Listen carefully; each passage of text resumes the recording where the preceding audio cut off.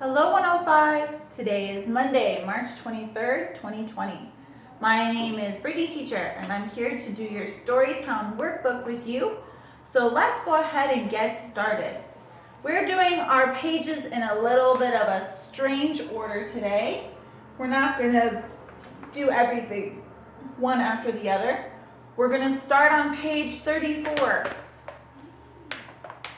Page 34, let's read singular and plural nouns. Singular means one, plural means two or more. Nouns. A noun is something you can touch, like a person, place, or thing, okay? So, let's practice singular. Singular means one. A singular noun names one person, place, or thing. Plural means more than one. A plural noun names more than one person, place, or thing. Singular nouns don't have an S at the end. Plural nouns have an S at the end.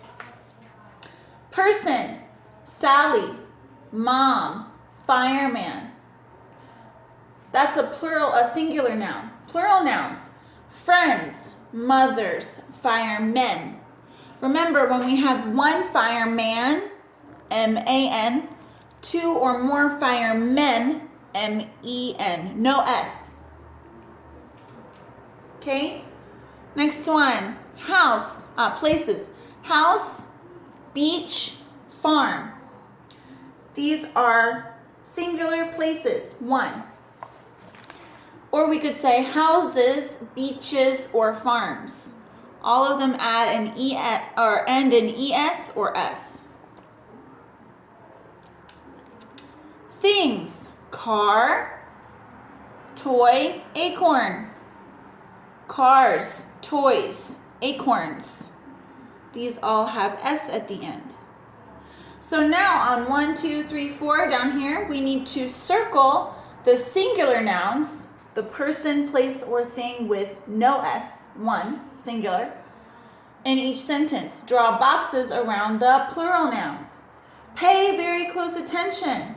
If you do not do the right action with the right sentence, you are wrong. You will make a mistake, okay? So circle the singular noun, draw boxes around the plural nouns. I will show you on the board the first example, number 1. It says,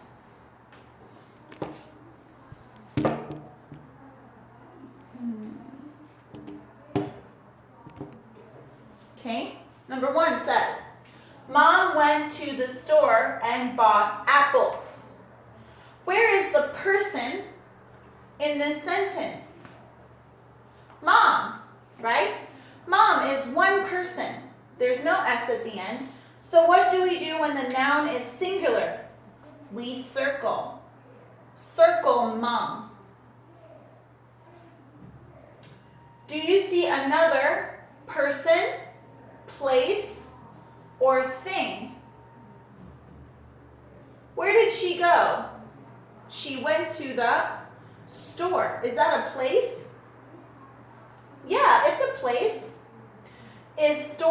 Does store end in S?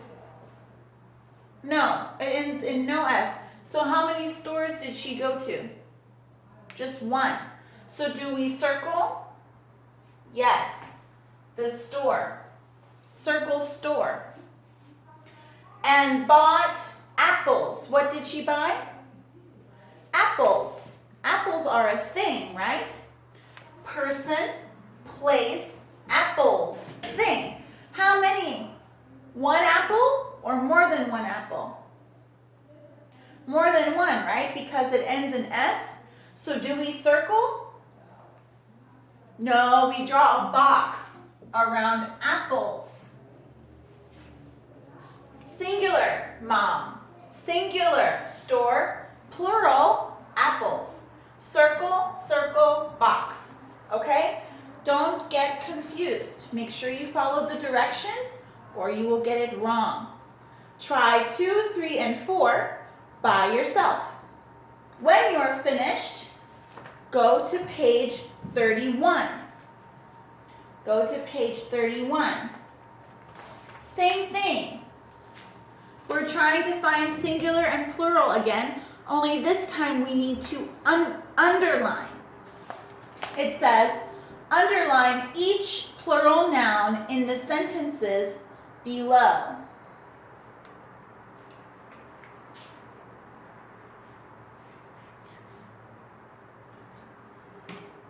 Number 1, the children will plant tulips in the garden. The children will plant tulips in the garden. Remember, we're looking for a person, place, or thing with more than one. Remember in our first example when we talked about fireman and firemen? When we're talking about woman, men, and children, we don't add S. We change M-E-N. We change E-N to A-N with woman and man. How many children? One or more than one? More than one. Children is a plural noun. They are people, and there's more than one. Singular for children is child. Only one child, many children. So we need to underline children. Do you see any other people, places, or things in this sentence that are plural? Look for the letter S at the end of a word. The children will plant tulips in the garden. So underline children and tulips. Okay? Then, after you have found and underlined all of the plural nouns, you need to think of new plural nouns and rewrite the sentences. So, number 5, the will plant in the garden. So think of a new plural noun. Instead of children, come up with your own idea. More than one, a group of people. How about the students? We'll plant, what should we plant in our garden? Roses. That's another flower. Remember, it needs to be a plural noun. Replace a group of people with a group of people. Replace a thing with a thing. Keep it the same. Just come up with a new type of thing. So instead of the children will plant tulips in the garden, the students will plant roses in the garden. That sentence still makes sense, but now we've made it our own idea. Okay? After you are finished with page 34, now we need to do pages 32 and 33. Explore using exact words. I'm going to erase this. Explore using exact words.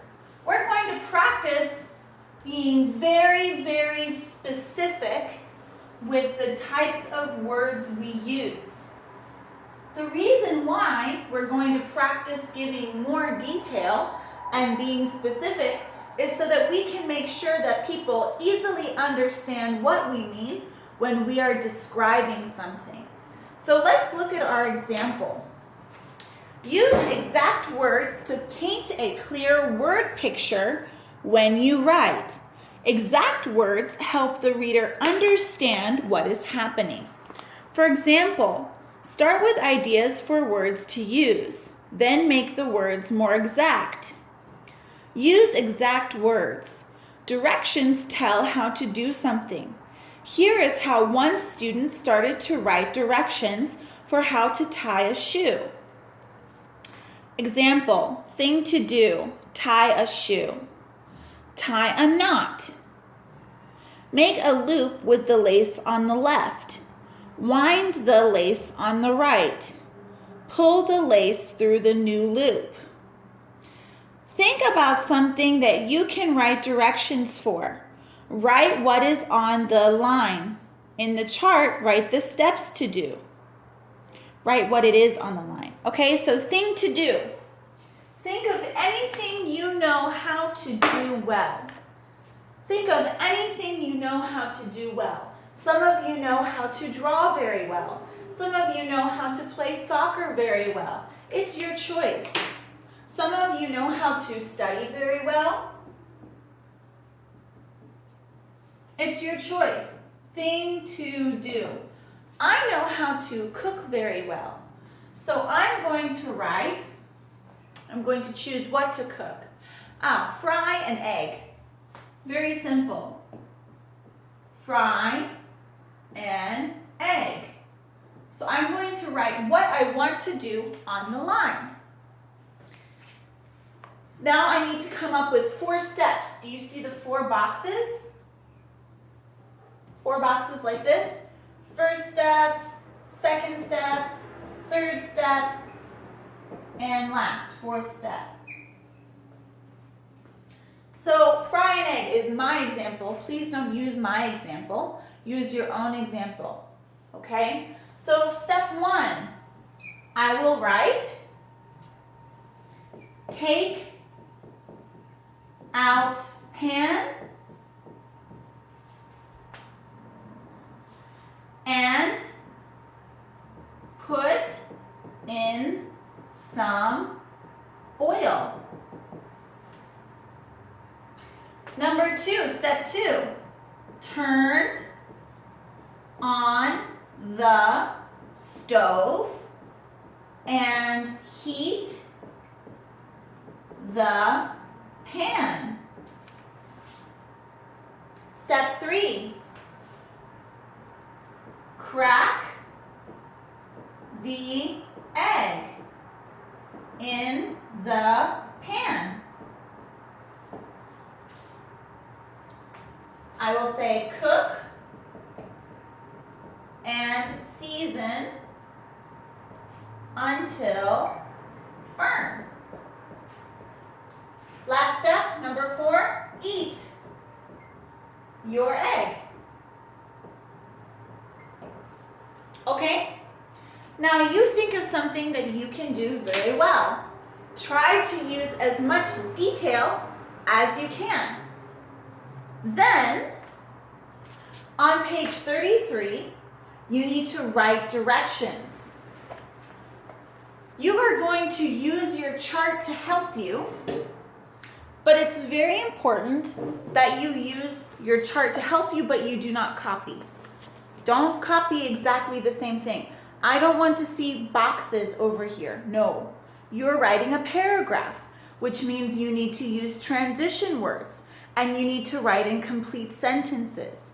So don't say crack an egg, heat up stove, da da da. No, don't write 1, 2, 3, 4. No, you're going to speak in full sentences. So I will say, I am going to teach you how to cook an egg. First, take out a pan and put it on the stove. Put oil in the pan. Next, turn on the stove and heat the pan. After that, crack the egg in the pan. Cook and season your egg with salt and pepper. Last, eat your egg. Enjoy your egg with rice or toast. Yummy! I love fried eggs like that. Okay, so I want you to write a paragraph in complete sentences with transitions like first, next, last, after, finally. You should have at least 5 sentences, okay? Remember to use detail, as much detail as you can, okay? After you are finished, take a picture of your work and send it to me. I will correct your mistakes and then you will rewrite later. After you are done, you are finished with today's lesson. Thank you for watching and I will see you next time. Bye.